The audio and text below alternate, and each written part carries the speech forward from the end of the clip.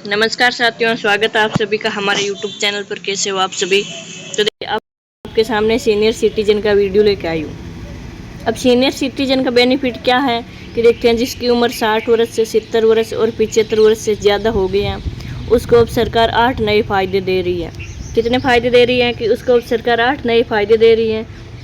वरिष्ठ नागरिकों के लिए सरकार ने बहुत ही बढ़िया फ़ायदा कर दिया है। बहुत ही खुशखबरी की बात है कि जिसकी उम्र 60 से ज़्यादा हो गई है, उसको अब सरकार 8 नए फ़ायदे दे रही हैं। सब सुविधा फ्री दे रही हैं। हॉस्पिटल में इलाज फ्री, ट्रेन और बस रेल यात्रा सब ये फ्री, बैंक में भी प्राथमिकता, सब जगह उसको सुविधा दे रही है सरकार। अब सीनियर सिटीजन कार्ड बनवाना ज़रूरी है और आप सीनियर सिटीजन कार्ड से 8 नए फ़ायदे उठा सकते हैं। तो वीडियो में आगे बढ़ने से पहले वीडियो को लाइक, शेयर, सब्सक्राइब जरूर करें। आप आगे देखते हैं कि सीनियर सिटीजन बेनिफिट देश के वरिष्ठ नागरिकों के लिए यह साल काफ़ी राहत भरा साबित हो रहा है। हाल ही में सरकार द्वारा कुछ ऐसी घोषणाएं की गई हैं जिसके तहत 60 वर्ष, 70 वर्ष और 75 वर्ष से अधिक उम्र के बुजुर्गों को कई नए फायदे मिलेंगे। इन लाभों का उद्देश्य वृद्धजनों को आत्मनिर्भर बनाना, उन्हें सम्मान देना और उनके स्वास्थ्य व आर्थिक सुरक्षा को बेहतर करना है। इन नई सुविधाओं में कर राहत, स्वास्थ्य बीमा, यात्रा में रियायत, बैंकिंग सुविधाएं, पेंशन योजनाओं में संशोधन और डिजिटल सेवाओं में प्राथमिकता शामिल है। सरकार चाहती है कि देश के वरिष्ठ नागरिक बिना किसी तकलीफ के अपनी बाकी जिंदगी सम्मानपूर्वक और सुरक्षित रूप से व्यतीत कर सकें। इस दिशा में लाखों कदमों बुजुर्गों को राहत मिलेगी।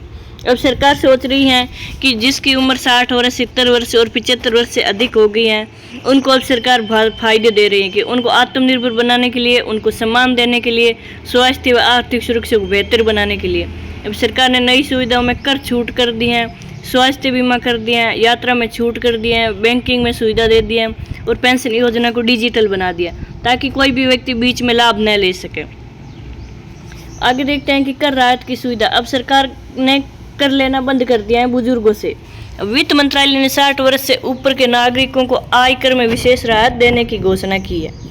अब वरिष्ठ नागरिक को विशेष छूट सीमा मिल रही है जिसमें उन्हें कम टैक्स देना होगा और खासकर 75 वर्ष से अधिक उम्र के पेंशनरों के लिए यह व्यवस्था और भी आसान कर दी है। यानी जिसकी 75 वर्ष उम्र हो गई है, उसका तो कर एकदम माफ़ ही कर दिया, उसका तो कर लगेगा भी नहीं। अब उन्हें इनकम टैक्स रिटर्न दाखिल नहीं करना पड़ेगा, उनका इनकम टैक्स भी नहीं लगेगा यदि उनकी आय केवल पेंशन और ब्याज से है। इससे बुजुर्गों को कागजी कार्रवाई से छुटकारा मिलेगा और वे बिना किसी परेशानी के टैक्स का लाभ उठा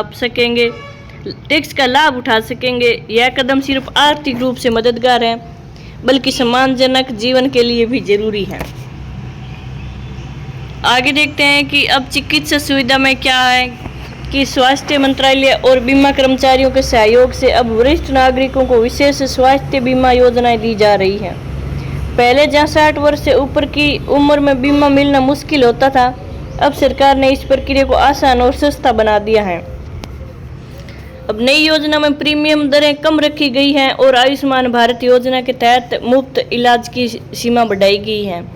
यानी अब सरकार ने फ्री में इलाज की सीमा बढ़ा दी है और इसके अलावा सरकारी अस्पतालों में बुजुर्गों को प्राथमिकता दी जाएगी और कुछ स्थानों पर विशेष ओपीडी शुरू की गई है। यह सब प्रयास बुजुर्गों को मानसिक और शारीरिक सुरक्षा देने के लिए किए जा रहे हैं। अब यात्रा में छूट है। आगे की यात्रा में क्या छूट दे रही है सरकार कि रेलवे और राज्य परिवहन विभाग द्वारा वरिष्ठ नागरिकों को यात्रा के दौरान विशेष रियायत देने की व्यवस्था को फिर से सक्रिय किया जा रहा है। 60 वर्ष से अधिक उम्र के पुरुषों और 58 वर्ष से ऊपर की महिलाओं को टिकटों में विशेष छूट मिल सकती है। कुछ ट्रेन सेवाओं में बुजुर्गों के लिए आरक्षित सीटें भी दी जा रही हैं ताकि उन्हें यात्रा में कोई परेशानी न हो। इसके अलावा हवाई यात्रा में भी कुछ एयरलाइंस बुजुर्ग यात्रियों को डिस्काउंट दे रही हैं और बोर्डिंग में प्राथमिकता दी जा रही है। सरकार चाहती है कि देश के वृद्धजन आसानी से यात्रा कर सके और अपनों से जुड़ सके। यानी अब सरकार है वो 58 वर्ष या 60 वर्ष से जिसकी उम्र ऊपर हो गई है, अब उसको टिकट में छूट दे दी है। और कुछ ट्रेन में आरक्षित सीटें भी बुजुर्गों के लिए अलग से रखी गई हैं और एयरलाइंस में बुजुर्गों को, यात्रियों को डिस्काउंट दे रही है। तो सरकार ने यात्रा में भी छूट कर दी है और अब बैंकों में प्राथमिकता दे रही है कि बैंक में क्या प्राथमिकता दे रही है वो देखते हैं। वृद्धजनों के लिए बैंकिंग सेवाओं को ज़्यादा से ज़्यादा सुविधाजनक और सुलभ बनाया जा रहा है। अब 70 वर्ष से ऊपर के ग्राहकों को बैंक शाखाओं में लाइन में लगने की कोई ज़रूरत नहीं है। उन्हें सीधे काउंटर पर जाना होगा और काउंटर पर उनको सेवा दी जाएगी और पेंशन वितरण में भी अब देरी नहीं होगी। उनके लिए अलग काउंटर की व्यवस्था की जा रही है।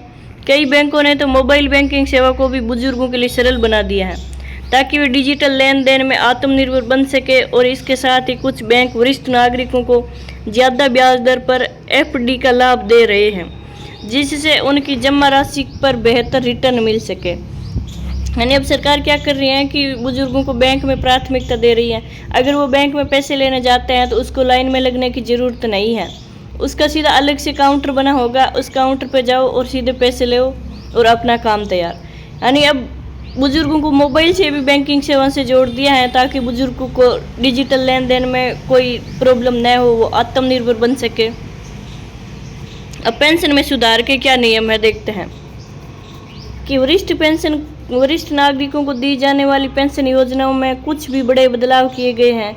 अब सरकार की योजना है कि असंगठित क्षेत्र के बुजुर्गों को भी एक निश्चित न्यूनतम पेंशन दी जाए। प्रधानमंत्री वय वंदना योजना और अटल पेंशन योजना जैसी स्कीमों में अब और सुधार किए जा रहे हैं, जिससे लाभार्थियों की संख्या में इजाफा हो सके। और इसके अलावा 75 वर्ष से अधिक उम्र के पेंशनरों को पेंशन भुगतान में प्राथमिकता दी जा रही है। कुछ राज्यों ने अपनी पेंशन योजनाओं को केंद्र की योजनाओं से जोड़ दिया है, जिससे वरिष्ठ नागरिकों को हर माह नियमित और निश्चित आय का स्रोत सुनिश्चित हो सके। और पेंशन में सुधार भी कर दिया है सरकार ने कि प्रधानमंत्री वय वंदना योजना और अटल पेंशन योजना में अब सुधार कर दिया है। अब डिजिटल सेवाओं में सुविधा। अब डिजिटल सेवाओं में क्या सुविधाएं की है सरकार ने, वो देखते हैं कि डिजिटल सेवाओं में सुविधा। बढ़ती डिजिटल व्यवस्था को देखते हुए अब सरकार वरिष्ठ नागरिकों के लिए विशेष हेल्पलाइन और ऑनलाइन पोर्टल सुविधा देने जा रही है।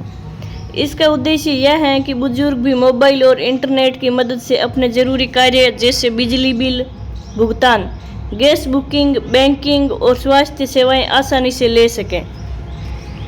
कुछ पोर्टलों पर तो बुजुर्गों के लिए भाषा और डिजाइन को भी सरल बना दिया गया है।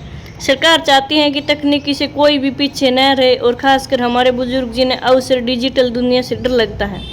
इस दिशा में लगातार प्रशिक्षण शिविर और ऑनलाइन सहायता केंद्र से भी शुरू किए जा रहे हैं। तो अब सरकार ने सुरक्षा में बहुत बड़ा बदलाव कर दिया है और अब सामाजिक सुरक्षा में भी इजाफा। अब क्या है सामाजिक सुरक्षा में इजाफा, देखते हैं कि वरिष्ठ नागरिकों को सामाजिक रूप से सुरक्षित और आत्मनिर्भर बनाने के लिए केंद्र और राज्य सरकारें मिलकर काम कर रही है। कई राज्यों में बुजुर्गों को मुफ्त कानून सहायता, वृद्धाश्रम में विशेष सुविधाएं और मनोवैज्ञानिक परामर्श जैसी सेवाएं दी जा रही हैं। इसके अलावा बुजुर्गों के लिए सामुदायिक केंद्र बनाए जा रहे हैं जहां वे अपना समय रचनात्मक ढंग से बिता सके। वृद्धावस्था में अकेलापन और उपेक्षा बड़ी समस्या है, जिसे दूर करने के लिए सरकार अब नीतिगत स्तर पर कार्य कर रही है। तो अब बुजुर्गों को फायदा ही फायदा मिलेगा, उसको सम्मानजनक जीवन जीना और आत्मनिर्भर बनाना, यह सरकार का मेन कर्तव्य है।